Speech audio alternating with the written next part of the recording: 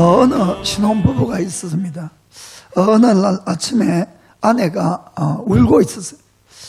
남편이 걱정이 되어서 왜 울어? 하니까 아니 무서운 꿈을 꾸었어 하고는 남편을 타닥타닥 두드리면서 몰라 당신이 빨리 죽는 꿈을 꾸었어 그러지. 그 이야기를 듣고 남편이 마음이 흐뭇했습니다. 50년 후에 어느 아침에 아내가 울고 있었습니다. 남편이 걱정이 돼서 무서운 꿈을 꾸었어? 하고 물었습니다. 그래서 또 남편을 토닥토닥 두리면서 몰라 당신이 오래 사는 꿈을 꾸었어. 인생이 힘든 것 같습니다. 오늘부터 이제 다시 좀 구약 성경의 제일 마지막 책인 말라기서를 통해서 함께 좀 은혜를 받으려고 합니다. 이 마지막이라 그러면 항상 조금 특별한 의미가 있습니다. 그래서 성경은 모든 것이 다 하나님의 말씀이기 때문에 사실 다 중요합니다. 그러나 대부분의 이제 책들이 보면은 결론이 마지막에 있잖아요, 결론이. 그래서 하나님께서는 구약 성경의 많은 책 중에서 결론적으로 말라기서를 통해서 너희들은 이런 사람이 되어라 하는 것을 우리에게 알려주고 있는 것입니다. 그래서 이 성경은 정말 다 중요한데 지금 시대가 우리가 이제 마지막 시대라는 이야기들을 많이 하고 있습니다. 그래서 구약 시대에도 구약 성경의 마지막 시대인 말라기 시대에 하나님은 이렇게 준비를 해야 된다고 했습니다. 흔히 우리가 말라기서 하면은 성경을 좀 아는 사람은 11조 이렇게 이야기를 합니다. 그리고 그것이 마치 말라기서의 전부인 것처럼 이렇게 좀 이야기를 하시는 분도 있는데, 물론 11조도 한 부분입니다만은 실제로는 그것이 아니고 이 주님이 반드시 오시는데 마지막에 우리가 무엇을 어떻게 준비해야 되느냐 하는 것들을 하나하나 잘 정리해서 우리들에게 그 원칙들을 말씀하고 있다는 것을 우리가 볼 수가 있습니다.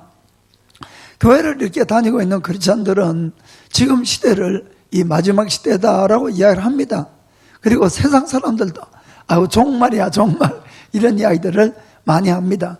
그리고는 우리가 마지막 시대니까 더 깨어 있어야 된다는 말은 많이 하지만은 실제로 깨어서 신앙생활하는 사람이 얼마나 되겠냐 하는 그 이야기입니다.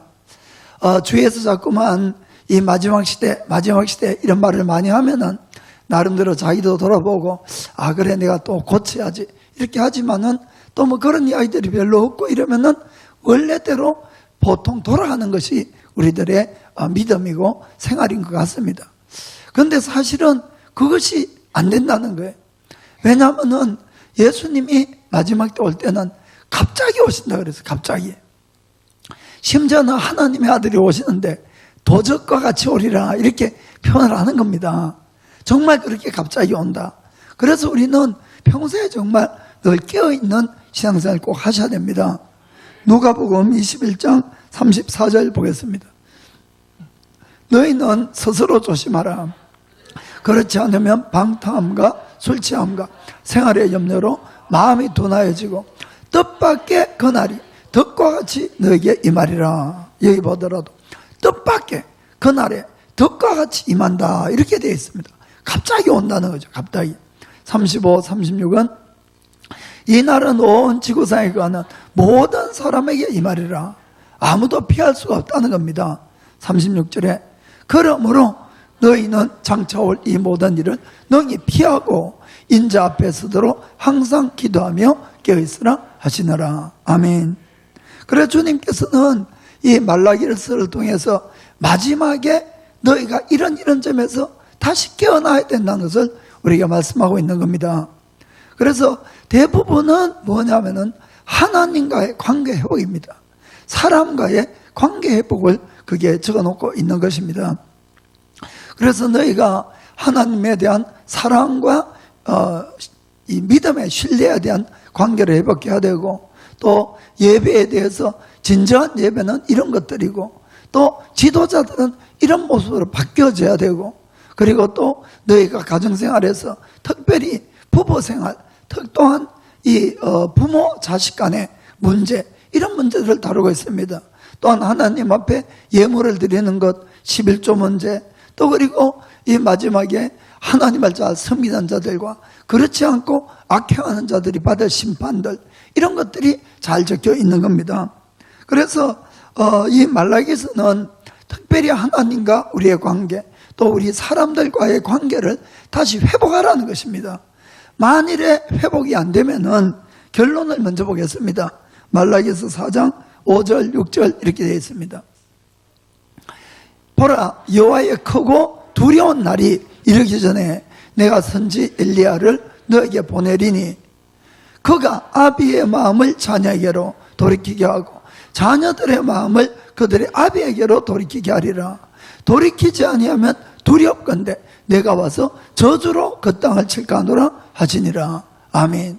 관계 회복을 하라는 겁니다. 하나님과 사람, 사람과 사람끼리. 그렇게 하면은 복을 주겠지만은 그렇지 않으면은 저주로 너희를 칠까 한다고 이렇게 말씀하고 있습니다. 우리가 기독교의 가장 중요한 주제는 무언가 하면은 사랑의 관계 회복이라는 것을 꼭 여러분들이 기억을 하셔야 됩니다. 왜냐하면은 사랑의 관계 안에 영원한 기쁨이 있고 영원한 행복이 있기 때문에 그런 것입니다. 오늘날 세상에 많은 사람들은 행복과 기쁨을 무언가를 많이 소유하는 데서 찾으려고 아주 열심히 이렇게 일을 하고 있지만은 절대로 여러분, 행복은 많이 가진 것에 있는 것이 아니고 관계에 있다는 것을 꼭 깨닫기를 축복합니다. 예를 들어서 여러분 중에 누군가 대단히 심하게 싸웠다고 합시다. 그리고는 서로가 나쁜 욕도 하고 뒤에서 서로가 가게굿지도 하고 그리고는 막 서로 미운 이런 마음을 가지고 있다고 합시다. 아마 살아오면서 한 번, 두 번쯤은 이런 경우들이 있을 수 있을 것 같습니다.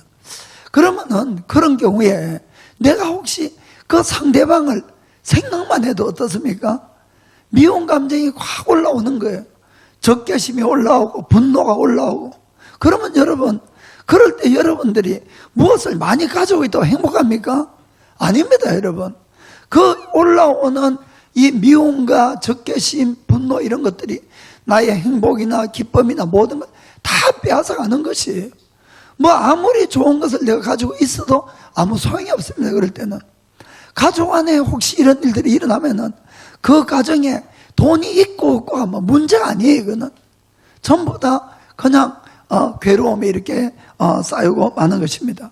그래서 사람의 모든 행복의 관계, 또 우리가 천국에서 영원히 살아야 되는데 그곳에는 소유가 아니란 겁니다. 관계, 그것도 사랑의 관계에 있을 때에 우리에게 영원한 기쁨과 행복이 온다는 것을 믿기를 주의로 축복합니다. 인간의 모든 불행의 원인을 죄라고 이야기하는데 왜 죄인가 하면은 죄는 모든 관계를 파괴시켜버리기 때문에 그렇다는 겁니다. 하나님 앞에 우리 인간이 죄를 지었기 때문에 하나님과 우리 사이에 담이 쌓이고 하나님께서 오는 모든 생명과 생명에 필요한 모든 것 축복이 막혀버리고 만 겁니다. 그래서 사람에게 죽음이 오고 저주가 오고 질병이 오고 이렇게 되는 모든 것은 관계가 끊어지기 때문에 그렇다는 것입니다. 이 아담이 하와가 죄를 짓기 전에 그때 하나님이 아담에게 하와를 만들어서 데려왔어요. 그러자 아담이 얼마나 기뻐합니까? 이야말로 나의 살 중에 사요 살이고 뼈 중에 뼈라고 이렇게 기뻐하고 고백을 했습니다. 그런데 죄가 들어왔어요. 그 인간에게 죄가 들어오니까 하나님이 아담에게 무엇을 물었습니다. 너가 왜 그 과일을 따먹고 죄를 지었나 이렇게 하니까 이 아담이 뭐라고 그럽니까? 하나님 당신이 만들어서 내 옆에 둔 저 여자가 그 과일을 따서 나에게 주니까 내가 먹고 죄를 지었다는 거예요. 누구 핑계입니까? 하나님 탓, 아내 탓인 거예요. 죄는 모든 관계를 이렇게 끊어버립니다. 그렇게 되면은 그 가정이 어떻게 행복하겠냐는 겁니다. 그 뒤에도 그래도 아담과 하와가 자녀 잘 낳고 이렇게 살아온 것이 기적 같아요. 좌우간 이 관계가 이렇게 끊어지는 겁니다. 그래서 여러분들이 성경을 처음부터 잘 읽어보면은 죄를 지은 인간은 늘 하나님을 도망다닙니다. 그런데 하나님은 늘 인간을 찾아오셔서 그 깨어진 관계를 어떻게 해서라도 회복시켜 보려고 애를 쓰는 것이 성경의 러브스토리예요. 사실은 죄 짓고 하나님이 나타났을 때 아담과 하와가 하나님 앞에 잘못했다고 무릎 꿇었습니까? 아닙니다. 숲으로 도망갔어요. 도망가니까 누가 먼저 찾습니까? 하나님이 먼저 찾았지요. 아담아, 아담아, 네가 지금 어디 있느냐? 사실은 여러분들이 하나님을 오해하시면 안 됩니다. 하나님은 끊임없이 우리를 찾으시고 우리와 관계 회복을 하시려고, 그래서 사실 율법을 주신 거예요. 죄 짓지 말고 바로 살으라고. 왜 예수님 주셨습니까? 그것도 관계 회복을 위해서 주셨다는 것을 꼭 믿기를 바랍니다. 그래서 이 마지막 시대, 구약 시대의 마지막은 말라기 시대, 그 신약 시대는 또 요한 계시록 이렇게 되어 있습니다만은, 그 마지막에 하나님이 다시 우리에게 당부하는 것이 관계를 다시 회복하자는 겁니다. 너희가 그렇게 해서 나와 관계가 회복되면은 너에게 많은 축복이 흘러갈 거지만은, 만일에 너와 나의 하나님께서 너희들과 나 하나님과 관계가 회복이 안 되고, 또 사람과 사람의 관계 회복, 특별히 여기는 보면은 아내와의 관계 회복다, 자녀와의, 부모 자녀와의 관계 회복이 잘 나와 있습니다. 그 관계 회복이 안 되면은 내가 저주로 너희를 칠까 두려워하노라, 이렇게 말씀하는 겁니다. 아멘. 사랑하는 성도 여러분, 그래서 기독교라는 것은 뭔가 여러분이 원하는 것을 아주 열심히 금식해 가면서 하나님 앞에 구하면은 받을 수 있는 그런 종교가 아니라는 겁니다. 그것이 아니라 관계 회복의 종교다, 이렇게 생각하시면 됩니다. 그래서 하나님과의 관계, 사람과의 관계 회복만 잘하면은 여러분들이 원하지 않아도 필요한 모든 것들이 저절로 흘러오게 되어 있는 것이에요. 하나님께서도 오고 사람에게서 오고, 이것이 바로 우리 기독교라는 걸 꼭 믿기를 바랍니다.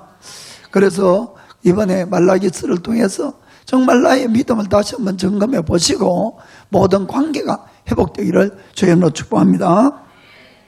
자, 그럼 말라기스의 배경을 좀 설명을 하겠습니다. 이스라엘인 나라는 이 아브라함, 하나님이 아브라함을 택해서 아브라함과 이 관계를 맺으면서 출발한 그런 나라였죠. 모든 민족과 모든 나라 가운데 처음으로 유일하신 참된 하나님과 계약을 맺고 출발한 나라가 이 이스라엘이라는 이 나라였습니다. 그래서 그들은 세상 사람들이 죄 가운데서 하나님을 알지 못하고 이렇게 방황하고 있을 때 참 하나님을 제일 먼저 안 거예요. 그리고 그 참 하나님에게만 예배야 드리고 경배하고 섬겨야 되는데, 사실 그들은 어떻게 합니까? 하나님이 그들에게 약속한 적과 꿀이 흐르는 지금 이 팔레스타인 가나안 땅을 주었어요. 그런데 그 안에 들어가서 그들은 다른 수많은 신들을 섬기기 시작하는 겁니다. 하나님을 배반한 거죠. 그리고는 수많은 악행을 거기에서 저질렀어요. 그래서 하나님은 그들에게 수없이 많은 경고도 하고 침략도 받게 하고 이렇게 고생을 시켰지만은 결국 말을 안 들으니까 바벨론 통해서 한번 완전히 멸망을 시켜버리는 겁니다. 그래서 예루살렘도 불타고 성전도, 솔로몬의 성전도 다 불타고 수많은 사람이 죽고 남은 사람은 이 포로로 잡혀서 이렇게 바빌론으로 끌려가게 되었어요. 그러나 하나님은 그들을 사랑하시고 그래도 그들을 남겨두시려고 70년 후에는 돌아올 거라는 것을 예언을 하시고 예언대로 기적같이 그들을 다시 본국으로 돌아오도록 이게 다 하나님이 하셨습니다. 그런데 그들이 이제 돌아와서 먼저 해야 될 일은 성읍도 건축하고 하나님의 성전을 건축하는 거였어요. 그런데 그것이 힘들게 건축을 합니다. 아니, 하나님의 성전을 건축하는데 하나님 왜 안 도와주시나, 이런 마음도 많이 있었고, 아무튼 그래서 성전을 건축했습니다. 그런데 이 백성들의 삶도 여전히 어려운 점도 있고, 그러다 보니까 이 이스라엘 백성들의 마음이 식어버린 거예요, 하나님에 대해서. 왜 자기들을 하나님이 살아있으면은 이렇게 포로로 만들고 고생시키고 이런 일을 할까? 이게 그 당시에 모든 사람들의 지배적인 마음이었던 겁니다. 그러자 하나님에 대한 사랑도 의심하고 하나님의 신뢰도 하지 아니하고 또 쉽게 말씀을 버리고 자기 아내도 쉽게 버려버리고 그것도 이방인 여자들을 취하기도 하고 부모 자식 간의 관계가 깨어져 버리고 하나님에 대한 예배가 소홀하고 이런 일들이 빈번하게 이렇게 일어나게 된 겁니다. 그래서 예배가 형식적이고 또 이 고아와 과부들을 박해하고 또 하나님에 대한 올바른 예물도 드리지 않고 그리고는 어떤 사람들은 하나님이 도대체 어디 있냐고 이런 이야기도 하고 또 어떤 사람은 하나님을 섬기는 것이 쓸데없는 짓이다 이렇게까지 이야기하는 사람들이 생긴 겁니다. 대부분의 이스라엘 백성들의 이 믿음이 무너졌을 때 그때 하나님은 말라기 선지자를 보내서 다시 한번 그들의 믿음을 각성시키고 하나님과의 관계를 회복시키려고 하는 것이 바로 이 말라기서인 겁니다. 그래서 오늘날에도 이런저런 이유로 우리의 믿음이 무너진 많은 분들이 있습니다. 그렇기 때문에 이 말라기서를 통해서 꼭 새로 믿음을 세워가시기를 주의 이름으로 축복합니다. 자, 오늘의 주제 첫 번째는 의심받는 하나님의 사랑입니다. 의심받는 하나님의 사랑. 어느 날 그런 하나님의 존재와 사랑에 대해서 의심을 하고 있는 이 백성들에게 하나님의 말씀이 내려왔습니다. 자, 말라기서 1장 1절 2절 전반부 보겠습니다. 여호와께서 말라기로 이스라엘에게 말씀하신 경고라. 자, 2번 여호와께서 가라사대 내가 너희를 사랑하였노라 하나 너희는 이르기를 주께서 어떻게 우리를 사랑하셨나이까 하는도다. 아멘. 자, 여기까지만. 하나님이 그런 이 믿음이 다 떨어진 백성을 보고 하나님을 멀리하는 백성을 보고 말씀하신 겁니다. 나는 너희를 사랑한다고 했습니다. 그러자 이 백성들은 뭐라 그럽니까? 하나님이 우리를 어떻게 사랑하고 있냐고.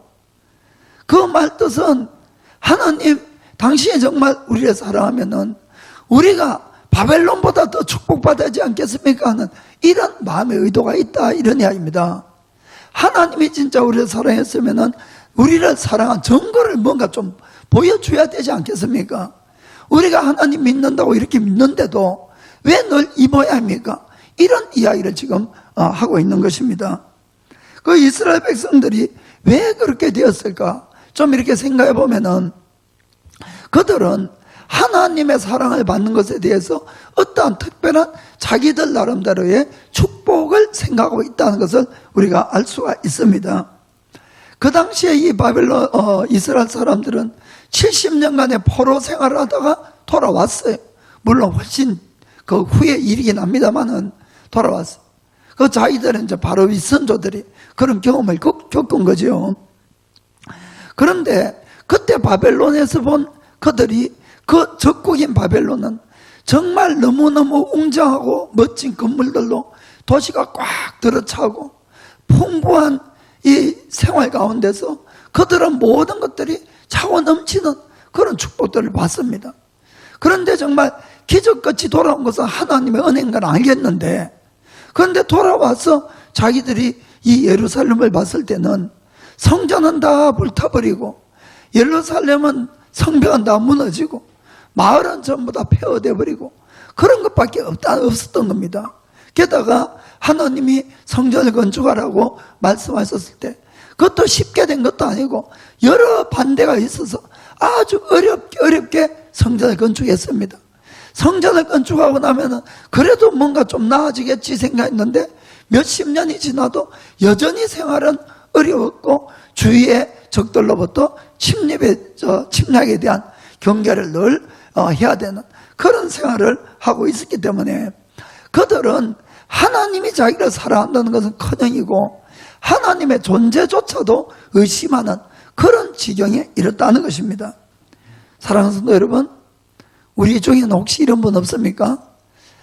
나는 나대로 하나님을 이렇게 섬기고 열심히 믿는다고 믿고 주일날도 놀러 가지 않고 이렇게 예배 드리러 오고 없는 돈에 헌금도 하고 없는 시간에 봉사까지 이렇게 하는데 왜 나의 생활이 이렇게 어려울까? 저 옆집에 김서방은 예수도 안 믿고 절에 가서 절만하고 이렇게 해도 늘 부자고 늘 건강하고 하는 일마다 잘 되고, 근데 나는 왜 이 모양일까? 혹시 이런 분 안 계십니까? 그러면은 우리가 하나님 앞에 섭섭한 마음이 있고 감사하는 마음이 떨어지고 이렇게 되는 겁니다. 그 결국 마음속 깊은 곳에는 불평불만만 일어나고 이렇게 되겠습니다. 우리의 믿음이 무너진 가장 큰 이 증거의 하나가 뭔가 하면은, 나에게서 감사하는 마음을 없으셨다면은 여러분이 그때부터 정말 조심해야 됩니다. 나의 모든 말투에 감사가 없고 나의 모든 생활 태도에 감사가 없고 내 기도 안에 감사가 없다면은 분명히 나의 믿음은 지금 무너지고 있다는 것을 우리가 꼭 경각심을 가져야 될 줄 믿습니다. 왜냐하면은 감사가 없게 되면은 자연히 나오는 것이 뭡니까? 불평불만밖에 안 나오는 거예요. 우리 입술에서 불평불만. 그렇게 되면은 그런 사람은 무엇을 보고 무엇을 들어도 부정적으로 생각하고 부정적인 말밖에 하지 않게 되는 겁니다. 비가 오면은 감사하는 사람은 비도 반가워요. 그렇죠? 그래서 하나님 비를 내려서 이렇게 이 식물들을 잘 자라야 하고 꽃도 아름답게 피게 해서 너무 감사합니다 이러는데, 이 감사가 없어지면은 비가 오면 짜증나게 왜 비 나와? 밖에 나가기도 힘들고 옷도 젖고 물동이나 많고 이 걷기도 힘들고 이런 식이거든요. 뭐 맛있는 포도를 먹어도 감사하는 사람들은 포도 맛도 있고 이 비타민도 많고 건강이 얼마나 좋아 이렇게 생각하는데, 이 감사가 없어지면은 짜증나게 왜 이 포도는 씨가 이렇게 많아? 먹기 불편해 죽겠어. 뭐 이렇게 과일이 다 있어? 이렇게 되는 거예요. 장미꽃을 보고도 감사한 사람은 정말 어떻게 이렇게 꽃이 아름다울까? 냄새도 이렇게 향기롭고 장미꽃 너무너무 좋아 이러는데, 이 감사를 이렇게 되면은 이놈의 꽃은 왜 이렇게 가시가 많아? 털려서 이런다는 거예요. 그러니까 매사가 막 그런 식으로 보고 그런 식으로 말하고 이렇게 되는 것이 바로 우리가 감사가 떨어지면 불평이 이렇게 나오게 된다는 겁니다. 이 신경과민증에 걸린 환자들을 1000명을 이 설문조사를 해봤답니다. 그러니까 그 안에 95% 이상이 남의 말을 한 사람들, 남에 대해서 불평하고 원망하고 욕하고 이 뒤에서 수건수건하고 그런 사람들이라는 것을 알게 됐습니다. 반면에 건강하고 오래 사는 사람 1000명을 조사해 보니까 대부분의 사람들이 긍정적인 늘 생각을 가지고 매사에 감사하는 마음으로 대하더라는 것을 보았다고 합니다. 이 바로 이스라엘의 문제, 오늘날 우리의 문제는 하나님에 대한 하나님의 사랑을 의심하는 거죠. 우리에 대한. 그리고 오히려 하나님에게 섭섭하고 불평불만하는 그런 마음을 가지고 있다고 이렇게 할 수가 있겠습니다. 그러면 그것에 대한 우리 하나님의 답변을 한번 들어보겠습니다. 자, 하나님의 답변은 다시 2절, 3절 읽겠습니다. 여호와께서 가라사대 내가 너희를 사랑하였노라 하나 너희는 이르기를 주께서 어떻게 우리를 사랑하셨나이까 하는도다. 나 여호와가 말하노라 에서는 야곱의 형이 아니냐.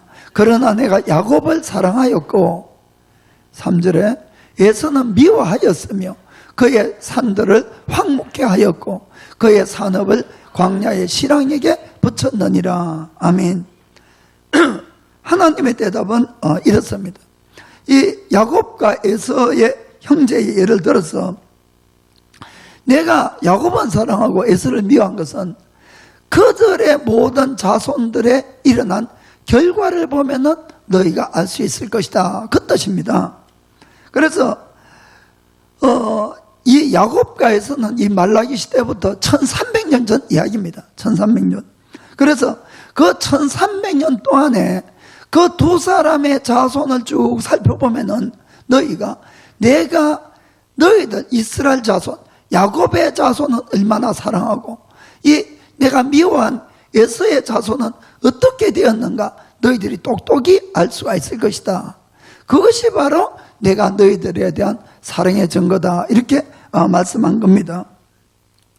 근데 이제 나중에 좀 야곱과 에서 이야기를 하겠습니다. 자칫 잘못하면 하나님 오해하면 안 되니까.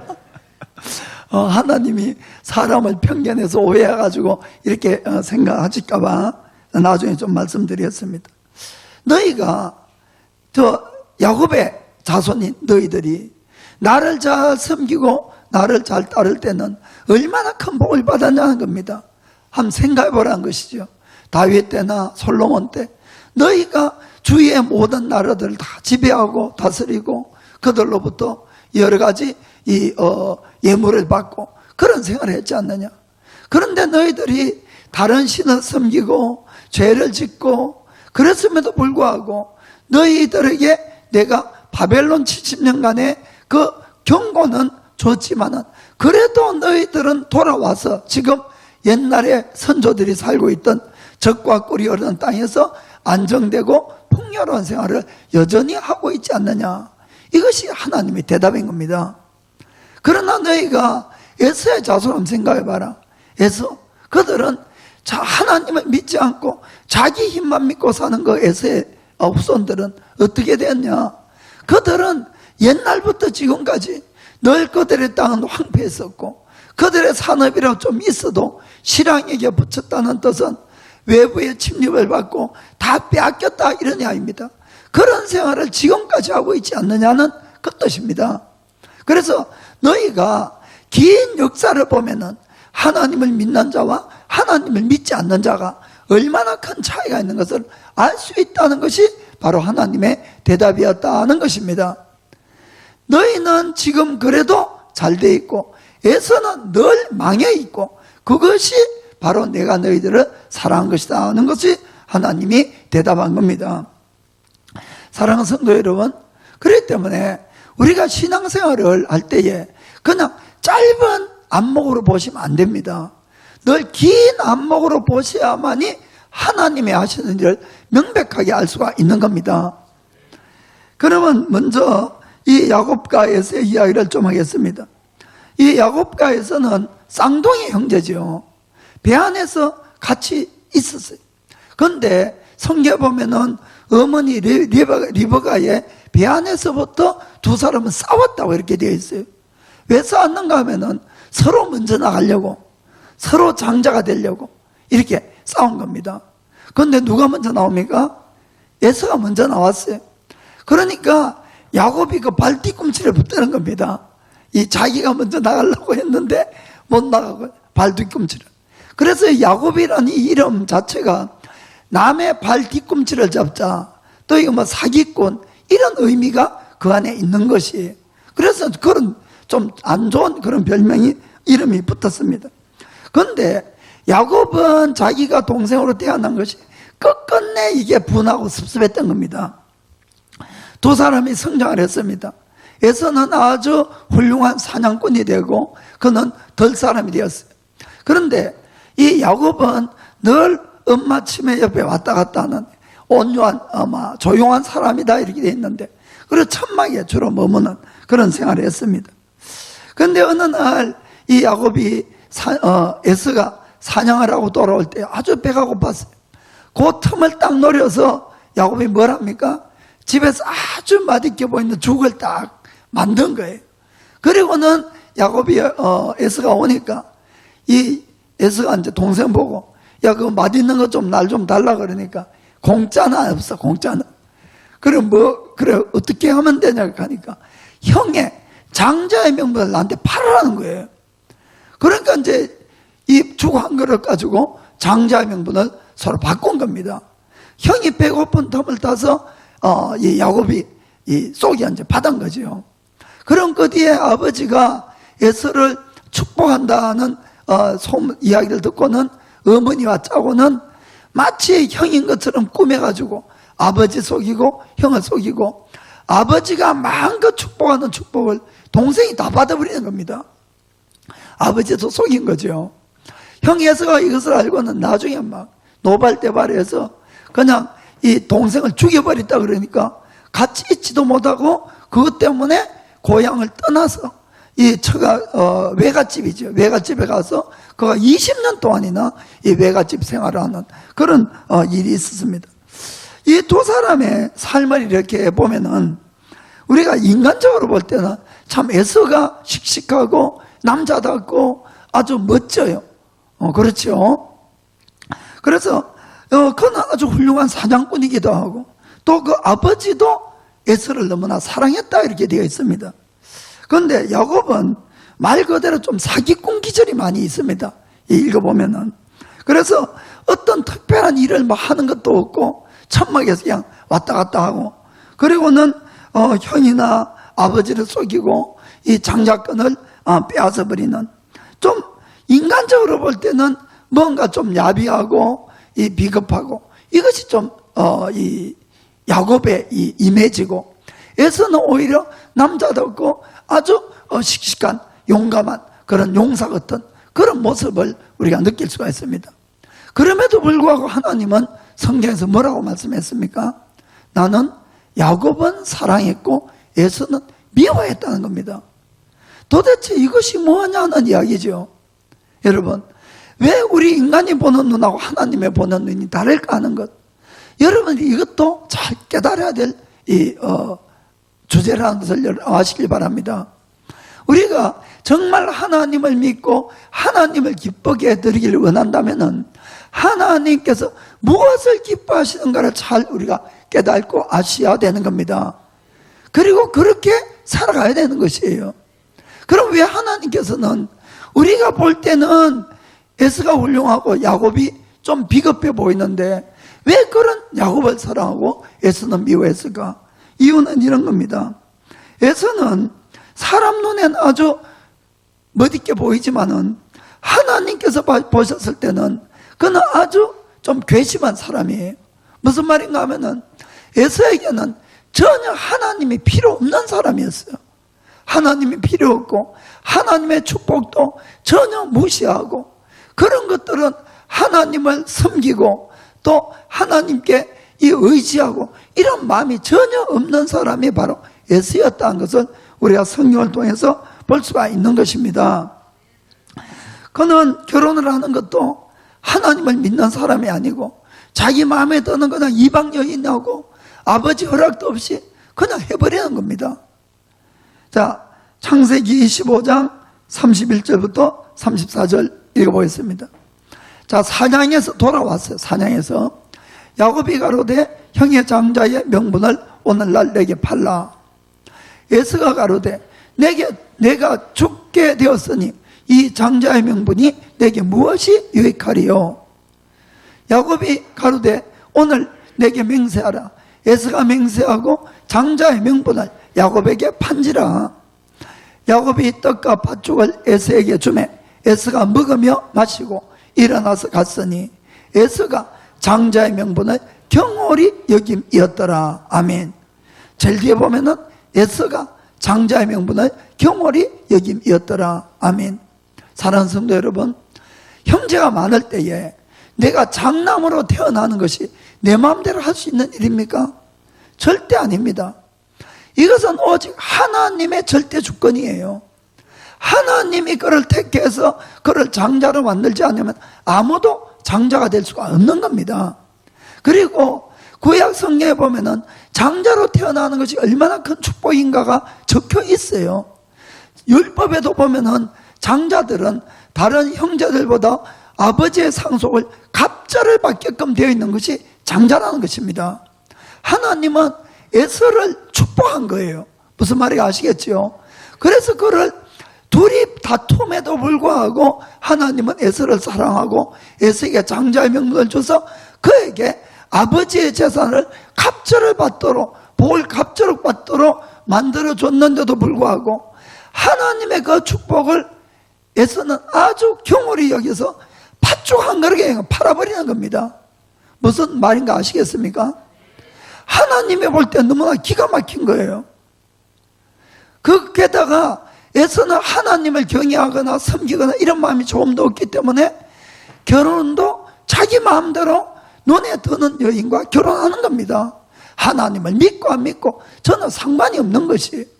그는 자기가 아주 능력 있는 사냥꾼이기 때문에 하나님을 의지하지 않아도 얼마든지 내 힘으로 살아갈 수 있는 사람이 바로 에서였다, 이런 이야기입니다.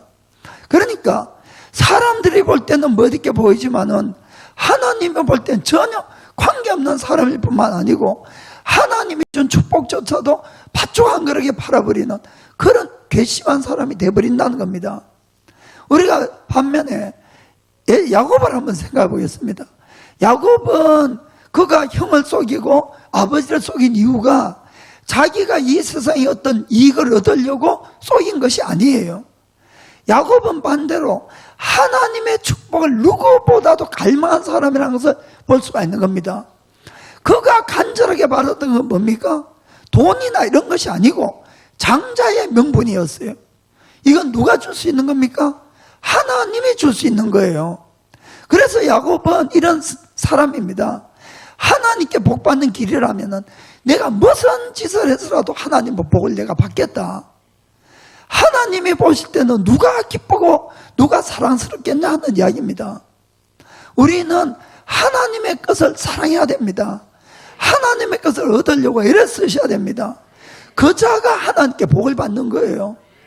하나님하고 관계없는 삶을 살고 내 힘으로 아무리 열심히 잘 살고 그릇다하게 살아도 하나님의 것을 경홀히 여기면은 그것은 복을 못 받는 거예요, 사실은. 그래서 우리가 인간이 볼 때는 야곱이 비겁하고 사기꾼 것처럼 보여도 하나님이 보실 때는 야곱처럼 예쁜 자가 없다는 겁니다. 그는 하나님의 것이라면 무슨 짓을 해서라도 얻고 싶어 했던 겁니다. 세상 것이 아닙니다, 여러분. 그래서 하나님이 자기가 태어나기 전에는 야곱 에서를 축복했음에도 불구하고 태어나서 두 사람의 모든 하는 것들이 뭡니까? 그것은 이 야곱의 사랑스럽고 에서는 미움을 받을 수밖에 없는 짓을 했다, 그 뜻이에요. 이해가 되십니까? 그리고 이 두 사람은 이런 뜻입니다. 이 말라기에서 특히 이야기하는 것은 이 야곱은 하나님을 경외하고 하나님을 사랑하고 하나님의 것을 간절히 바라는 사람들의 대표자들이고, 그리고 에서는 하나님이 전혀 필요 없고 하나님의 축복도 필요 없고 그저 내 힘을 더 기르고 내 힘으로 살아가려고 하는 많은 사람들의 대표다 하는 것을 볼 수가 있는 겁니다. 결혼도 이 야곱에서는 자기 마음대로 했다고 되어 있죠. 그래서 성경 보겠습니다. 창세기 26장 34, 35 보겠습니다. 에서가 40세에 헷족속 브엘리의 딸 유딕과 헷족속 엘론의 딸 바스맛을 아내로 취하였더니 그들이 이삭과 리브가의 마음에 근심이 되었더라. 그 며느리들 둘이 이삭과 리브가가 이 에서와 야곱의 부모들이죠. 부모님들이 근심이 됐다는 겁니다. 그래서 이 야곱은 그래도 외갓집에 가가지고는 그가 어머니 부모님들이 원하는 그 아내를 이렇게 만난 것을 볼 수가 있습니다. 그래서 이 에서와 야곱 이 이야기는 믿는 자와 안 믿는 자의 바로 이야기다, 그 뜻입니다. 그리고 성경은 신약 성경에도 분명히 우리에게 이렇게 경고를 하고 있는 겁니다. 너희들은 절대로 에서와 같은 사람이 되지 말라는 겁니다. 에서와. 자, 히브리서 12장 16절 17절. 자, 같이 있습니다. 음행하는 자와 혹 한 그릇 식물을 위하여 장자의 명분을 판 에서와 같이 망령된 자가 있을까 두려워하라. 17절에 너희의 아는 바와 같이 저가 그 후에 축복을 기업으로 받으려고 눈물을 흘리며 구하되 버림바가 되어 회개할 기회를 얻지 못하였느니라. 아멘. 에서 같은 사람은 성경 망령된 자다, 이렇게까지 이야기를 하는 것입니다. 그래서 우리의 신앙생활은 그냥 단편적으로 보시고 짧게 보면 안 됩니다. 길게 보셔야 돼요. 길게. 저희 교회도 이렇게 지금 제자 훈련도 하고 이렇게 하는데 여러분들이 한 달, 두 달 뭐 이렇게 보면은 변한 것 같지 않을 것 같지만은 여러분들이 몇 년 전에 자기와를 비교를 한번 해보시기 바랍니다. 그래도 아직도 부족한 것이 많겠지만은 그래도 많이 변했을 줄 믿습니다. 그래서 길게 보시면 돼요. 길게. 짧게 보지 마시고. 아멘. 그래서 우리가 신앙생활에서 자꾸 짧게 생각하면은 안 믿는 사람들이 훨씬 믿는 사람보다도 시간적인 여유도 많고 또 잘 되는 것도 보이고 돈도 더 벌 수 있는 찬스도 있는 것 같기도 하고 인생을 즐기고 잘 돼가는 것처럼 볼 때도 많이 있습니다. 그런데 크리스찬이 되면은 주일날 모처럼 쉬는 날인데도 교회 가가지고 예배 드려야지. 뭐 우리 교회 같으면 월요일도 봉사로 가야 되고 평일에도 새벽기도 있지, 12시에 중보기도 있지, 금요일마다 저녁에 또 예배 있지. 뭐 이거 완전히 뭐 손해보는 인생 같은 4시간 다 빼앗기고 뭐 이 돈이 생기나 뭐가 생기나 인생을 즐길 수 있나 뭐 좀 이런 마음이 이제 드는 겁니다, 솔직하게. 그러다 보면은 자꾸 하나님에 대한 섭섭한 마음도 생기고 그렇게 하는데, 여러분 신앙생활은 늘 꼴을 봐야 돼요. 꼴을. 지금 내가 가는 길 자체가 그것을 너무 따지지 마시고, 내가 이 길이 옳은가 옳지 않은가는 이 길을 가 마지막이 어디에 도착할 건가, 그것을 늘 생각하셔야 됩니다. 그것이 바른 신앙생활을 할 수 있는 원동력이 되는 것이에요. 내가 지금 아무리 편안하고 좋아 보이고 좋은 길이라 할지라도 이 길로 내가 계속 간다면은 이 길이 멸망의 길이고 지옥의 길이라면 이건 정말 저주받은 길입니다. 여러분이 그렇게 생각하셔야 되는 거예요. 지금 내가 힘들고 어렵고 이렇게 할지라도 내가 이 길을 정말 끝까지 잘 가면은 천국에 도달한다면은 이 길이야말로 무엇보다도 축복된 길이라는 것입니다. 우리가 그렇게 신앙생활을 하셔야 되는 겁니다. 그리고 그것뿐만 아니고 실질적으로 여러분이 인생 전체를 보시면은 예수를 믿는 사람이 훨씬 잘 됩니다. 예수 안 믿는 사람보다. 저희 어머님은 불교를 쭉 믿으셨어요. 그래서 제가 이제 누님이, 저희 5 형제가 있는데 누님이 제일 먼저 믿고 그 다음에 제가 믿고, 저는 성격이 좀 급해가지고 어머니만 보면은 그냥 닥달한 거예요. 예수 믿으더라고. 어느 날 우시더라고, 제 앞에서. 그럼 이러세요. 내가 나이가 이렇게 들어가지고 지금 예수 믿으면은 내 친구들 다 절에 가는데 내 혼자 떨어져가지고, 그래, 절에 예수 믿고, 그리고는 친구도 다 없고, 이 늙음하게, 외롭게, 막 그런 말씀을 하시더니만은, 울면서 저보고 사정을 하더라고. 제발 좀 그만해달라고. 그래서 제가 참 제가 불효자식인 것 같아요. 그러더니만은 이런 말씀 하시는 거예요. 나는 부처 믿고 극락 갈 테니까 너는 예수 믿고 천당 가라. 그것으로 관계 하지 말자는 거예요. 그래서 저도 그 마음을 들으면 마음이 너무 아프더라고요. 그런데 제가 그래도 그 뒤에는 이제 더 사랑으로 많이 섬겼습니다. 그런데 하나님이 그러자 8년 좀 지나서 극적으로 예수님을 믿게 되셨어요. 정말로. 극적으로. 그때가 벌써 70이 다 가까이 이렇게 돼가시는 나이인데, 그렇게 믿게 70은 안 돼. 60만 5이나 이렇게 되셨겠다. 그런데 그때부터 정말 잘 믿었어요. 제 어머님은. 그리고는 새벽기도도 이렇게 다니시고, 그리고 이제 돌아가실 쯤 돼가지고 저희들이 한 말이 있습니다. 내가 이렇게 인생을 70년 해가지고 쭉 살면서 보니까 역시 예수 믿는 사람이 잘 되더라는 거예요. 그 무슨 말인가 하면은, 자기 친구들은 저희 집이 잘 살았다 그랬죠. 잘 살았어요. 그런데 그 당시에 이제 그 김천시라는 그 시에서 그래도 좀 잘 사는 사람들이 전부 이렇게 절에 가고 절도 많이 세우고 이렇게 했습니다. 다들 잘 살고 좋았는데 늙음안에 가면 갈수록 가정들이 깨지고 불화가 생기고 집이 망하고 중병이 걸리고 이런 사람들이 계속 수두룩하게 다 나왔어요. 그런데 어머니께서 자기가 잘 살 때에 못 사는 주위에 있는 많은 사람들이 예수 믿었어요. 사실은 그 사람들이 시간이 지나면 지날수록 잘 되더라는 거예요. 그리고 자기 자신도 예수님 믿고 이렇게 마음이 편하다 저는 거의 말씀을 하셨어요. 그리고는 저희 현재 누님 댁에도 결혼을 우리 집은 부자고 그 집은 가난하다고 반대를 했어요, 사실은. 그런데 그래도 둘이 결혼했는데 정말 예수를 잘 믿어요, 그 집안에.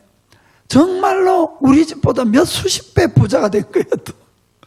물론 뭐 부자가 됐다고 이게 뭐 좋았다 하는 그 뜻은 아닙니다, 여러분. 그러나 모든 것들이 그렇게 잘 풀어지고 예수 잘 믿는 집안들이 다 잘 된 거예요, 사실. 저희 주위에서. 그래서 여러분들이 신앙생활은 절대로 짧게 보시면 안 됩니다. 길게 보셔야 됩니다. 아멘. 여러분, 세계 역사를 보더라도 그렇습니다. 예수를 제일 잘 믿는 나라들이 항상 부유했어요. 세계 역사를 한번 보세요. 이 제일 처음에 로마 제국이 이 예수님이 이제 그부터 들어갔지요. 그 로마가 전 세계를 이제 지배를 했는데 그 뒤에 이 복음이 어디 갔습니까? 독일로 갔어요, 독일로. 그 독일이 또 지배를 하고 그 이후에 영국으로 이 복음이 들어갔습니다. 그래서 영국이 전 세계를 지배하고 그 다음 복음이 어디로 갑니까? 미국으로 건너갔지요. 미국이 전 세계를 지배하고 그리고는 그 복음이 한국이라는 조그마한 나라에 들어오니까 이 나라가 또 갑자기 잘 살아서 복음을 위해서 일하는 나라가 된 겁니다. 나이가 좀 드신 분들은 알겠지만은 지금 러시아가 옛날에는 소련이었어요. 그 주위의 모든 나라를 합해서 소련이라는 나라를 만들었는데 공산주의 혁명을 일으키고 모든 나라를 통합을 했습니다. 그리고 공산주의가 얼마나 기세등등하게 우리 어렸을 때는 전 세계를 마치 무력으로 다 지배할 것처럼 그렇게 됐지만은 그러나 실질적으로 하나님을 믿지 않는 그들이 딱 70년 만에 멸망한 거예요. 공산주의가 안 되는 거예요. 70년 만에 완전 거지 나라가 돼가지고는 이 나라들을 해체를 해야만이 각자 먹고 살 수 있어서 그래서 1991년도에 다 해체된 겁니다. 그냥 자동적으로. 무슨 말인가 아시겠습니까? 그리고는 미국은 처음부터 기독교 국가로서 미국은 건립을 하고 그때부터 잘 살아왔어요. 그런데 미국에도 위기가 몇 번 있었습니다. 2차 대전 끝나고도 바로 2차 대전 할 때도 공황이 있었고 베트남 전쟁에서 지는 것과 그리고는 이 경제도 그렇고 나라 안에 여러 가지 뭐 히피나 뭐나 뭐 이상한 문화들이 생겨서 위기를 겪었지만은 그래도 여전히 미국은 세계를 지배하고 부유하고 최강국으로 이렇게 되어 있는 걸 볼 수 있습니다. 이 대한민국의 이 한반도는 아주 작은 땅덩어리입니다, 여러분. 일본도 일본 스스로가 작은 나라로 이야기하지만은 일본 열도의 반밖에 안 돼요, 사실. 대한민국 전체 해봐도. 반밖에 안 되는데도 70년 전에 어떤 일이 생겼습니까? 남한과 북한이 둘로 딱 갈라져 버리고 만 거예요. 그리고는 갈라졌을 때 그 당시에 북한의 경제가 남한보다 여러분 4배나 잘 살았어요. 4배나. 그래서 그때는 북한이 잘 사니까 일본에 여기 이제 조총련들이 많이 있잖아요. 그거는 북한에서 지원을 많이 해준 거예요, 사실. 은행도 많이 세워주고. 그래서 여기 있는 교포들의 옛날 분들은 이 북한의 도움을 안 받은 분이 거의 없을 정도였어요.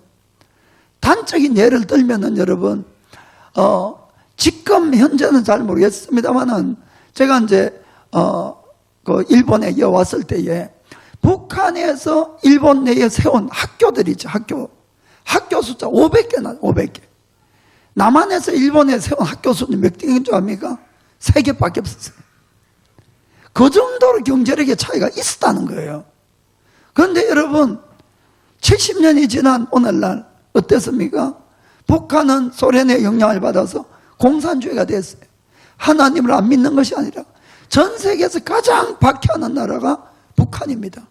그런데 남한은 미국의 영향을 받아서 기독교가 물밀듯 들어오고 크게 부흥을 하게 됐어요. 그러자 오늘날 전 세계에서 가장 큰 교회는 이 대한민국에 있고 그것뿐만 아니라 지금 남한의 경제력이 북한의 20배입니다. 이건 뭘 이야기합니까? 그 작은 나라, 못 사는 나라가 어떻게 이렇게 됩니까? 하나님이 살아계시다는 거예요. 문제가 없다는 뜻을 이야기하는 것이 아닙니다. 제가 수많은 문제가 있어도 여전히 하나님을 섬기는 나라가 잘 되더라, 이것을 말씀하는 겁니다. 사랑하는 성도 여러분, 그래서 예수님 믿는 것을 짧게 보지 마시고 제발 길게 보기를 축복합니다. 이 이스라엘이 적군인 이 바벨론보다 못 살고 힘들고 그런 것 때문에 하나님의 사랑을 의심하고 이렇게 했듯이 여러분 중에도 예수님을 잘 믿는데도 불구하고 여전히 힘들고 어렵고 시련 가운데 있을 수 있는 분도 있습니다. 그러나 하나님이 사랑하지 않는 것이 아니라는 것이에요. 여러분은 지극히 사랑하고 있음을 믿고 계속 전진해가기를 축복합니다. 그럼 마지막에 시련도 하나님의 사랑의 표현이라는 것을 말씀드리겠습니다. 자, 히브리서 12장 5절 6절 보겠습니다. 또 아들들에게 권면하는 것 같이 너에게 권면하신 말씀을 잊었도다. 일러스되 내 아들아, 주의 징계하심을 경히 여기지 말며 거기에 꾸지름을 받을 때에 낙심하지 말라. 6절 주께서 그 사랑하는 자를 징계하시고 그에 받으신 아들마다 채찍질 하심이니라 하였으니. 아멘. 여러분들이 예수를 믿으면서 이 징계의 의미, 하나님의 징계에 대해서 깨달지 못하면은 아직도 신앙생활이 멀었다 하는 것밖에 제가 말씀드릴 수가 없습니다. 여러분들이 예수를 믿는다고 고난이 없다고 생각하는 사람은 착각 중에 착각인 거예요. 오히려 예수를 믿기 때문에 다른 사람보다 훨씬 많은 고난을 받을 수 있다는 것도 여러분 분명히 아셔야 되는 겁니다. 그러면은 왜 하나님이 우리를 고난할까? 성경은 징계야말로 하나님의 참된 자녀된 증거라는 거예요. 징계야말로. 자, 7절 8절 보겠습니다. 너희가 참음은 징계를 받기 위함이라 하나님이 아들과 같이 너희를 대우하시나니 어찌 아비가 징계하지 않는 아들이 있으리요. 징계는 다 받는 것이거늘 너에게 없으면 사생자요 참 아들이 아니니라. 아멘. 오히려 하나님의 징계가 없으면 더 두려워해야 된다는 겁니다. 혹시나 구원받지 못했을 수 있다는 겁니다. 어떤 분은 그래요. 하나님, 목사님 저 옆집에 아무개는 늘 절에 다니고 뭐 어디 다니고 해도 아무렇지도 않고 늘 건강하고 사업도 잘 되고 뭐도 잘 되는데 저는 주일 한번 빠지면 왜 교통사고 나고 뭐 나고 병 나고 이럽니까? 말 한마디 잘못하면 입이 삐뚤어지고 왜 그럽니까? 이렇게 이야기를 하는 분이 있어요. 사실 그거 섭섭하다는 거예요. 예수님 잘 믿는데. 그리고 또 가끔 이야기해요. 어떤 성도는 늘 골프만 치러 가고 뭘 해도 잘 되는데 뭐 어쩌고 또 이렇게 이야기하는 분도 있으면 교회 안에서. 사실 여러분들이 주일에 한번 빠져서 정말 교통사고 난다면은 그 사람 정말 하나님께 사랑받는 사람이에요. 정말 이건 틀림없습니다.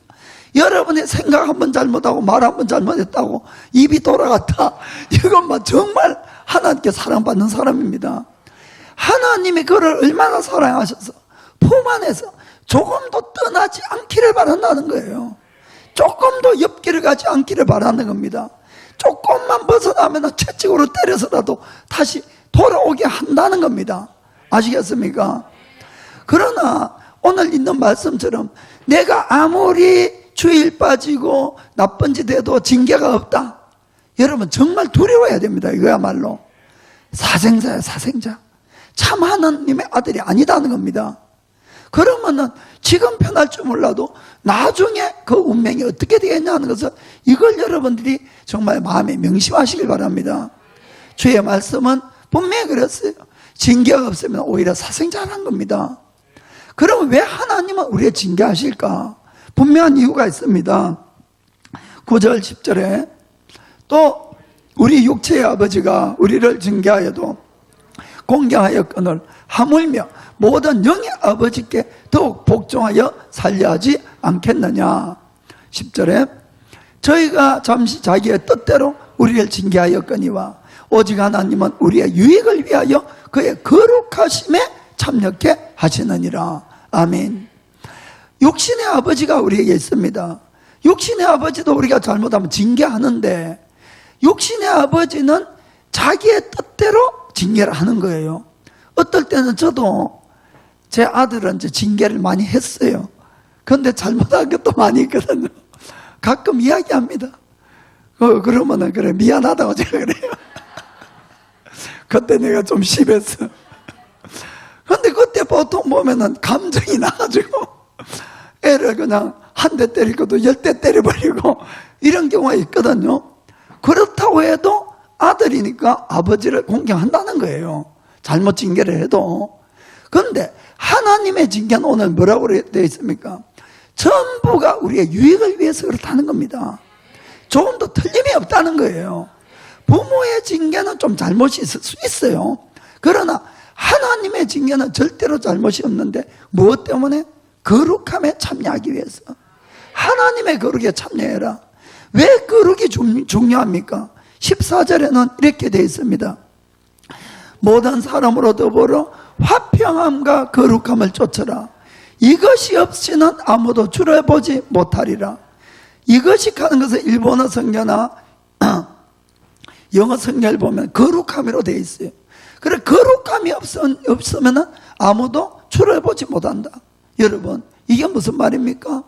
우리가 왜 끝까지 거룩해야 됩니까? 천국 그래야 들어가는 겁니다. 거룩하지 못하면 하나님을 보지도 못한다는데 어떻게 천국에 들어간다는 보장이 있겠습니까? 그렇기 때문에 내가 거룩하면서 하나님은 우리를 영원한 생명을 보장해 주기 위해서 끝까지 거룩한 자로 만들려는 것을 꼭 아시길 바랍니다. 그래서 11절에 무릇 징계가 당시에는 즐거워 보이지 않고 슬퍼 보이나 후에 그로 말미암아 연달한 자에게는 의의 평가한 열매를 맺나니. 아멘. 하나님도 아세요. 징계받을 때 우리가 마음 아파하고 슬퍼하고 아픔을 갖는다는 것을. 그러나 그렇게 해서 징계를 잘 받는 자는 뭘 맺습니까?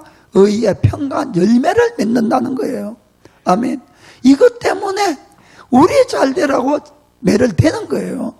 자, 12절 13절에 그러므로 피곤한 손과 연약한 무릎을 이렇게 세우고 너희 발을 위하여 곧은 길을 만들어 저는 다리로 하여금 어그러지지 않고 고침을 받게 하라. 아멘. 그래서 똑바로 걸어라 이런 이야기입니다. 아멘. 그래서 여러분 정말 우리를 위해서 주님은 징계합니다. 자녀를 가진 부모님들은 다 알겠지만은 자녀들이 잘못하거나 죄를 짓게 되면은 대부분 다 징계를 하게 되어 있습니다. 그래서 징계한다고 그 아이를 사랑하지 않기 때문에 징계하느냐? 아니지요. 오히려 사랑하니까 징계하는 거예요. 하나님도 그렇다는 걸 믿으시길 바랍니다. 때려서라도 아이가 죄에서 떠나게 하고 나쁜 버릇을 고쳐주면은 이 아이의 앞으로 인생이 훨씬 아름다운 열매들을 맺을 수 있기 때문에 그렇게 한다는 걸 믿으셔야 됩니다. 우리는 과일나무에는 이 가위를 가지고 가지치기를 합니다. 생떼를 가지치기를 이렇게 하죠. 그 왜 우리가 과일나무에는 가지치기를 합니까? 이것은 불필요한 가지를 다 잘라줘야만이 더 아름다운 열매들을 맺을 수가 있는 거예요. 그렇죠? 그래서 가지치기를 하는 겁니다. 그런데 여러분 중에 저 잡초를 가지치기 하거나 가시나무 가지치기 하거나 엉겅퀴 이런 것을 가지치기 하는 그거 봤습니까? 아무도 안 합니다. 그건 그냥 내버려둬요. 자라도록 내버려둬요. 그런데 영원히 내버려두는 건 아니죠. 땅만 버리니까 어느 날 불도저가 와가지고 뿌리채로 다 뽑아가지고 다 버려버립니다. 이해가 되십니까? 내버려두는 거는 나중에 한꺼번에 다 처리하려고 하는 거지. 그래서 잔손질할 필요가 없는 것입니다. 그러나 하나님은 왜 우리를 그때그때 징계를 하시느냐? 우리를 잡초처럼 생각하지 아니하고 귀한 과일나무로 생각하니까 가지를 잘라주는 것이에요. 여러분 그것뿐만 아니고 우리가 우리 스스로 불필요한 가지를 자를 수가 있느냐 하면 그것이 안 된다는 거예요. 여러분들이 내가 이걸 고쳐야지 하고 결심해서 고친 적이 있습니까? 얼마나 있습니까? 대부분은 안 됩니다. 그러니까 하나님이 도와줄 수밖에 없는 것이에요. 그것이 늘 뭘로 온다 그랬죠? 밖에서 시련으로 온다고 제가 말씀드렸잖아요. 결심으로 안 되니까. 우리가 담배 하나 끊는 것도 너무너무 힘들어서 안 되는 거예요, 스스로. 제 매제가 이런 이야기를 했어요. 자기는 담배 끊는 사람하고 말도 안 한대. 독해서. 그러니까 그런 것도 하나님이 도와주지 않으면 안 된다는 겁니다.